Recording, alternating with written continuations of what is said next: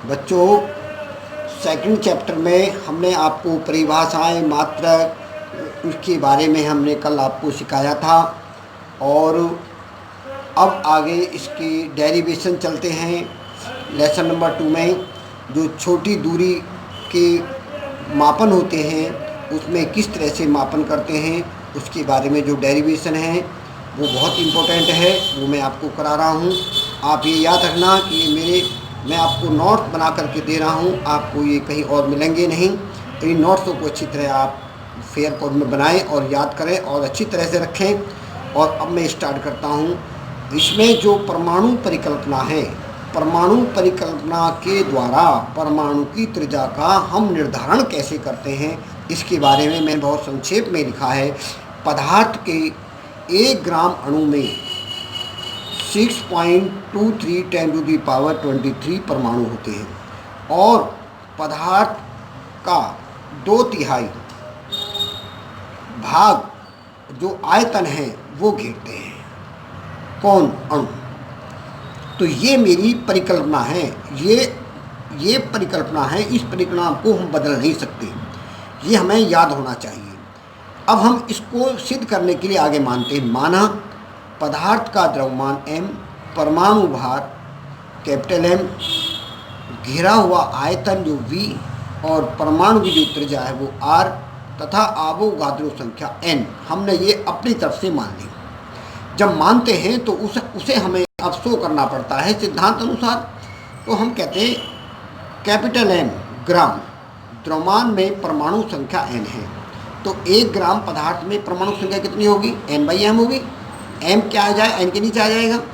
तो हमारे उसमें मात्रा कितनी है? स्मॉल m ग्राम। तो स्मॉल m ग्राम में पदार्थ में परमाणु की संख्या कितनी होगी? m × n/m। ये हमने परमाणु की संख्या निकाली। ओके, अब हमें देखना है कि उन परमाणु का आयतन कितना होता है। एक परमाणु का जो आयतन होता है 4/3 πr³। ये हमने गोल माना है क्योंकि परमाणु और अणु गोल होते हैं। हम अक्सर गोल शेप में मान के चलते हैं, इसलिए हमने इसका आयतन लिया है 4/3 πr³। पदार्थ में अणुओं का जो आयतन है वो हम कैसे निकालेंगे? अगर एक आयतन का एक परमाणु का आयतन इतना है तो हमारे पास परमाणु संख्या कितनी है? m × n/m। तो इससे मल्टीप्लाई कर देंगे तो हमारा पदार्थ में परमाणुओं का आयतन आ जाएगा कितना? m × n/m × 4/3 πr³। ये हमने इनका टोटल आयतन निकाल दिया। अब हम परिकल्पना का सिद्धांत लेते हैं। अवोगाद्रो परिकल्पना क्या कहती है कि जो आयतन होता है उसका 2/3 भाग के बराबर होता है। तो हमने ये लिख दिया 2/3 भाग आयतन। अब इसमें हमें क्या करनी है? त्रिज्या का निर्धारण करना है। तो त्रिज्या को तो यहाँ रखें, बाकी जो हमारी ये जो राशि बची है इस सबको दूसरी साइड में ले जाएंगे। जब ये दूसरी साइड ले जाएंगे यहाँ 2/3v तो हमारा एज इट इज रहेगा हैं। और इसमें 4πnm, तो ये 3 से 3 काट दिया हमने, 3 से 3 कट जाएगा। 3 से 3 काटने के बाद हमने यहाँ हमारा जो है 2 है और यहाँ हमारा 4π है, तो 4π में 2π से काटेंगे तो कितना आ जाएगा? 2π आ जाएगा है। तो हमारा अब r³ = v/m 2πnm। तो अब हम क्या करेंगे? इसकी जो क्यूब पावर होती है यहाँ पर, इसको इधर लाते हैं तो ये क्यूब रूट में हो जाती है, घनमूल में आ जाती है, ये घनमूल में चेंज होगी। तो हम जो है परमाणु की जो त्रिज्या है हम इस तरीके से आराम से, हमें आयतन पता हो, परमाणु भार पता हो और संख्या पता हो और कितने द्रव्यमान वो हैं, तो हम परमाणु की त्रिज्या का व्यंजक ज्ञात कर सकते हैं। ये इम्पोर्टेंट है, ये CBSE बोर्ड में बहुत बार पेपर में आया है और आपके लिए भी मैंने ये समझा दिया। इसे आप तैयार कीजिए अच्छी तरह। बच्चों, अब हमने सीखा था परमाणु की त्रिज्या ज्ञात करना। अब हमें निकालना है आणविक व्यास का निर्धारण कैसे करें, अणुओं का व्यास कैसे निकालें। इसके लिए हमें सिद्धांत बनाना है, परिकल्पना बनानी है। तो मैंने इसको बहुत संक्षेप में इसके सिद्धांत को अपने शब्दों में लिखा है कि जब ऑयलिक अम्ल की n बूंदों को जल के पृष्ठ पर डालते हैं, ऑयलिक अम्ल होता है उसकी n बूंदों को हम जल के पृष्ठ पर डालते हैं तो एक फिल्म का निर्माण होता है।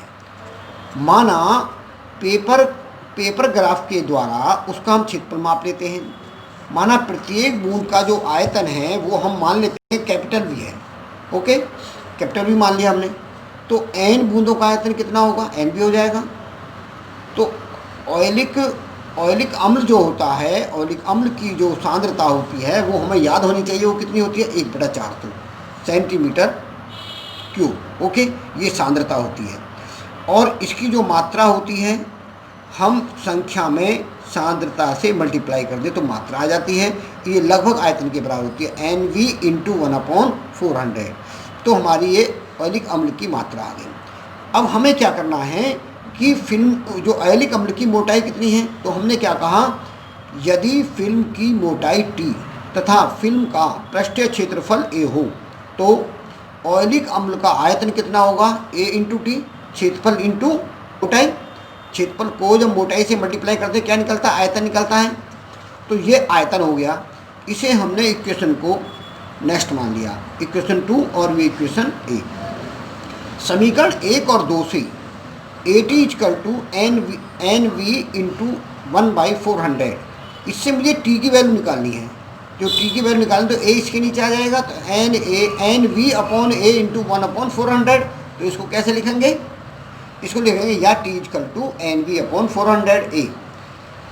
T जो है ये फिल्म की मोटाई है। फिल्म की मोटाई जो होती है वो आणविक व्यास के बराबर होती है, आणविक व्यास के बराबर होती है, इसलिए इसे हम आणविक व्यास का व्यंजक भी कहते हैं। तो हम इसे आणविक व्यास के बारे में भी याद रखेंगे। ये हमने सिद्धांत पे लिख दिया यहाँ पर, ये आपको तैयार करना है और याद करना अच्छी तरीके से, इम्पोर्टेंट है, एग्जाम आएगा। इसे ऐसे मत छोड़ना, इसे कम से कम आप 3-4 बार लिख कर देखना रफ कॉपी में, एक बार फेयर में बनाना। उसके बाद फिर मैंने एक पॉइंट आपको समझाया है और समझा करके आपको अपनी लैंग्वेज में लिखा है। सबसे बड़ी बात है, अपनी लैंग्वेज लिख के आपको दे दिया, जिससे आप अच्छी तरह याद हो जाएगा और फिर इसे कभी भूलेंगे